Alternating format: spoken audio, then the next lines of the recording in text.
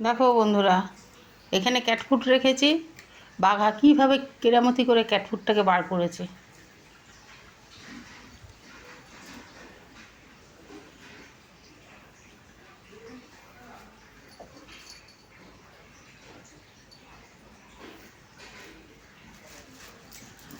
দেখো, দেখো, বুঝেছো? ক্যাটফুটটাকে ফেললো, সব ক্যাটফুটটাকে ফেলে দিয়েছে। দেখো, বুঝেছো?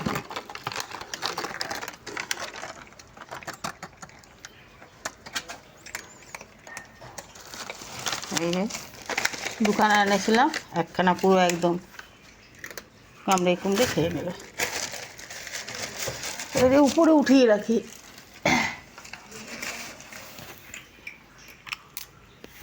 দেখো